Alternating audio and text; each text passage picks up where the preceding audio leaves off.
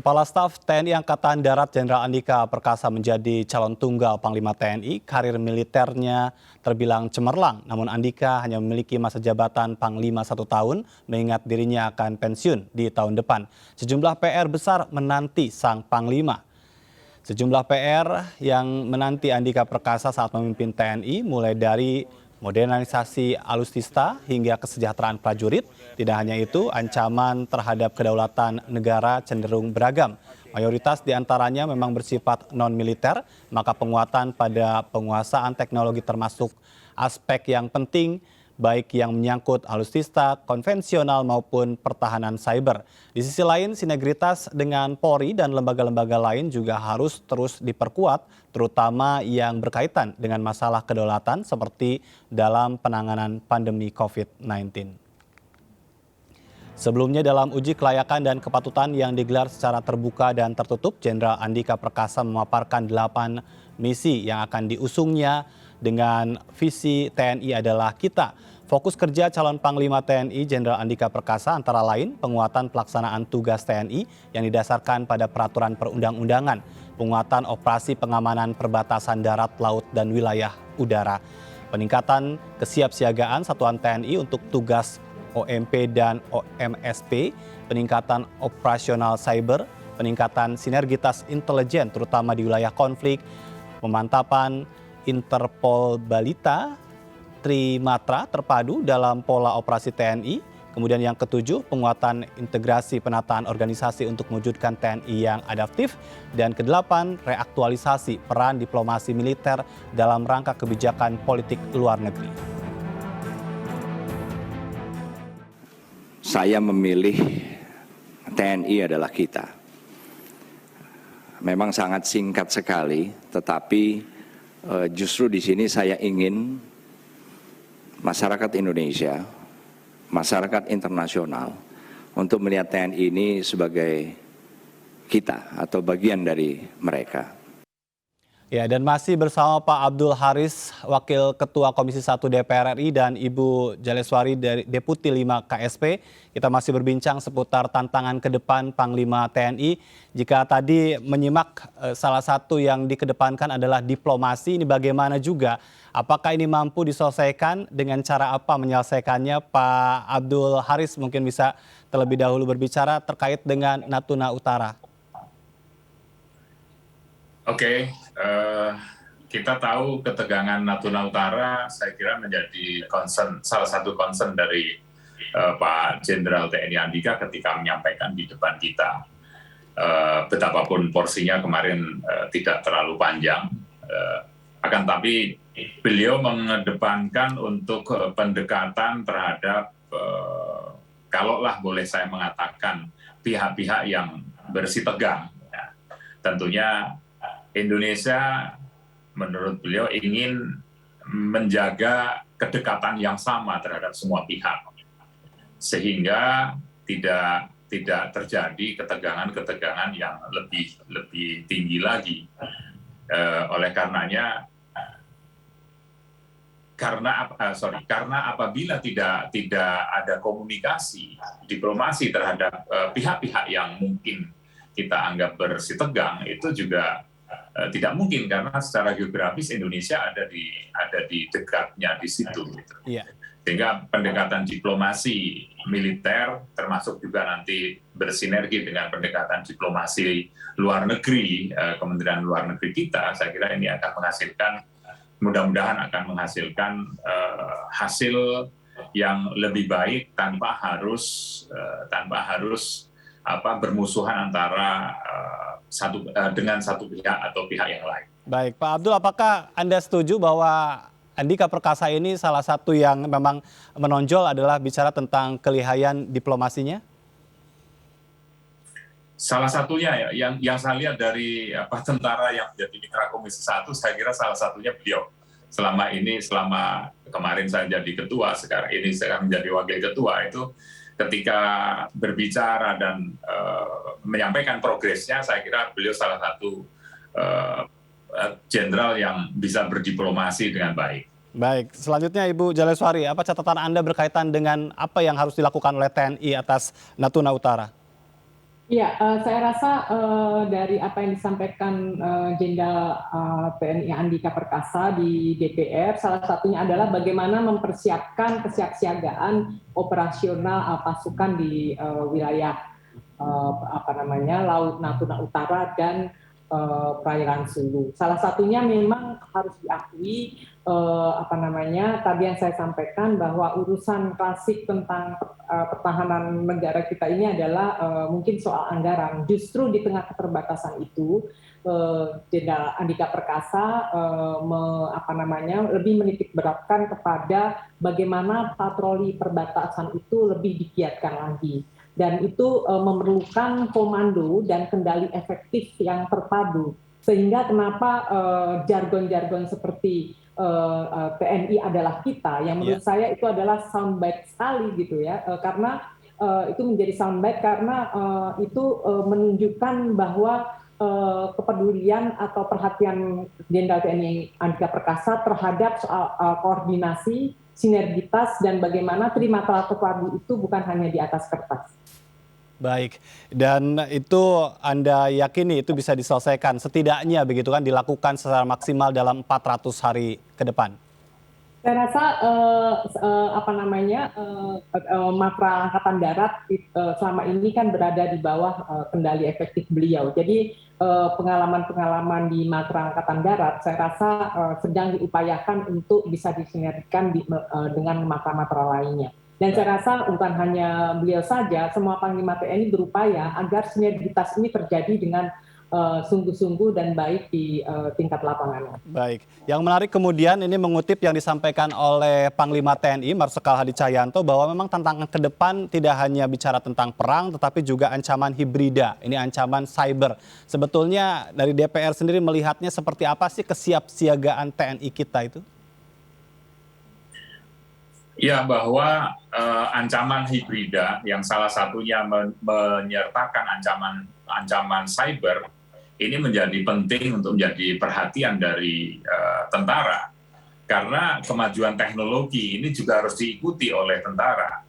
Seluruh peralatan ke depan pasti akan melibatkan perkembangan teknologi dan juga peralatan-peralatan yang mungkin bisa diretas secara cyber. Oleh karenanya juga seluruh peralatan yang berbasiskan teknologi harus diamankan. Pengamanan terhadap peralatan menjadi bagian tersendiri, termasuk juga peralatan-peralatan untuk mengamankan kedaulatan negara kesatuan Republik Indonesia juga harus dalam kondisi presisi, kondisi siap, tanpa harus khawatir dengan ancaman serangan cyber yang mungkin saja akan terjadi sewaktu-waktu tanpa kelihatan datangnya. Iya, dan tidak hanya cyber, ternyata juga yang menjadi isu adalah serangan pandemi atau serangan wabah begitu ini. Kalau Bu Jaleswari ada catatan tersendiri akan hal ini?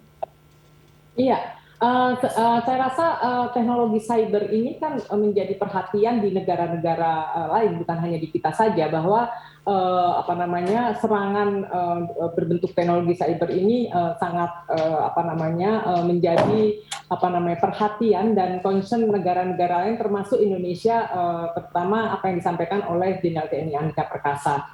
Seperti kita ketahui, Indonesia sendiri dalam 5 tahun terakhir itu kita memiliki 2 unit organisasi cyber militer. Yang pertama adalah Satuan Cyber TNI yang di tahun 2016 dan kemudian juga ada Pusat Sandi dan Cyber Angkatan Darat tahun 2020.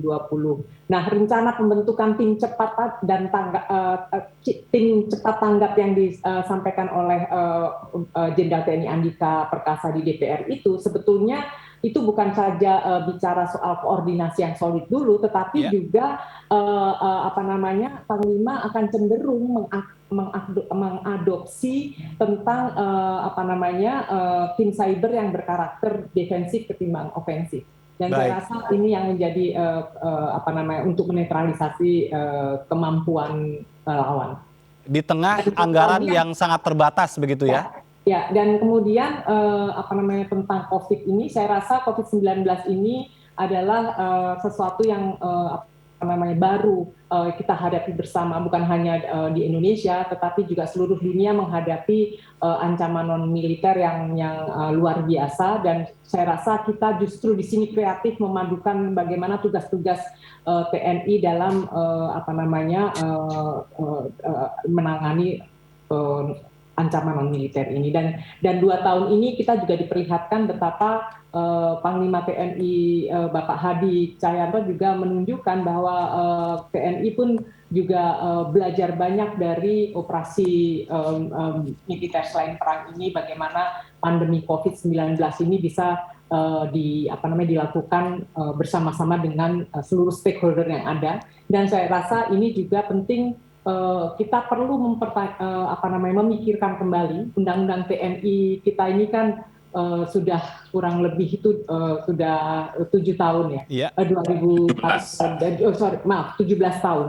Dan saya rasa ini berdasarkan perkembangan dinamika politik, situasi sosial yang ada, ini kita juga perlu memikirkan kembali apakah penting untuk dilakukan revisi respons dengan kondisi dinamik geopolitik dan yang ada, perubahan-perubahan yang ada. Baik. Terutama kita melihat COVID adalah salah satu contohnya. Baik, dan ini tentu juga butuh peran serta dari DPR ini ya. Tadi jika kita melihat dari profil atau sosok dari Andika Perkasa, sudah banyak yang memujinya, tapi bagaimana nih dukungan anggaran, kemudian juga dukungan peraturan perundang-undangan, mungkin bisa juga direalisasikan oleh Komisi 1, bagaimana Pak Abdul Haris? Ya, selama ini kami selalu dukung anggaran Kementerian Pertahanan yang di dalamnya ada TNI dan 3 matra. Nggak pernah kami kurang-kurangi kok, malah kami dukung terus. Gitu. Hanya memang salah satu hambatannya ya celah fiskal yang memang terbatas. Saya kira kita tahu semuanya, ekonomi sulit. Semua negara di dunia ini sedang mengalami tekanan ekonomi dengan adanya pandemi ini ya. Beliau diharapkan bisa mengefisienkan apa yang ada. Saya kira demikian.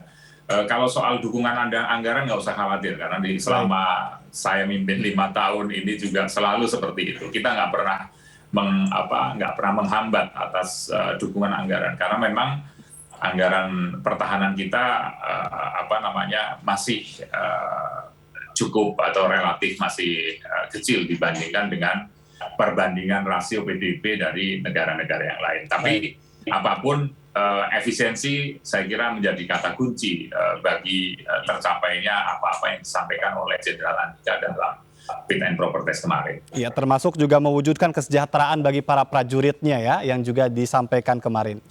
Ya.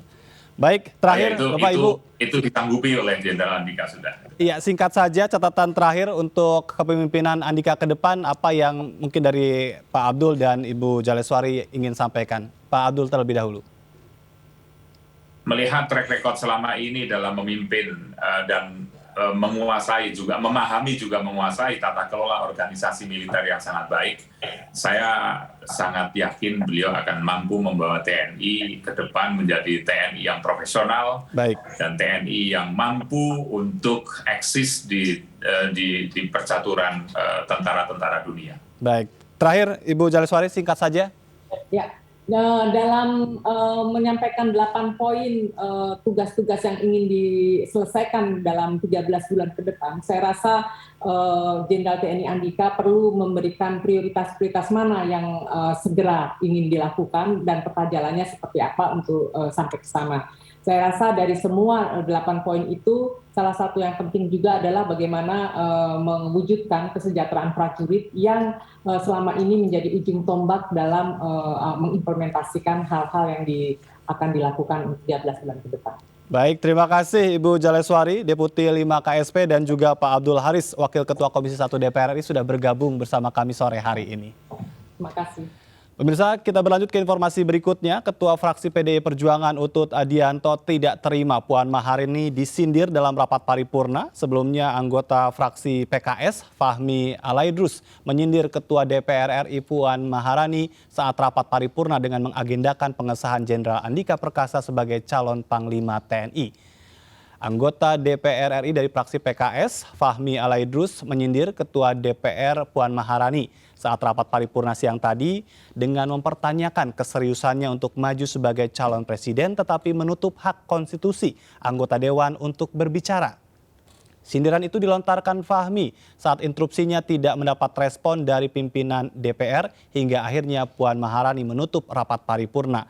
Menanggapi sindiran itu, Ketua Fraksi PDI Perjuangan Utut Adianto bereaksi dengan menghampiri langsung meja Fahmi. Sambil menunjuk tangan, Utut kemudian menyampaikan kekesalannya kepada anggota DPR dari fraksi PKS tersebut. Utut menilai apa yang diucapkan oleh Fahmi tidak pantas dilontarkan dalam rapat paripurna.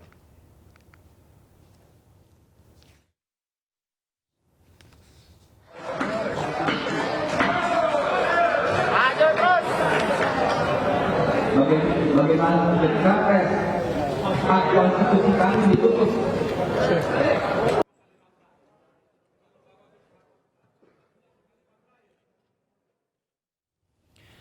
Pemirsa, kami masih akan kembali dengan informasi penting lainnya, tetaplah di MNC News.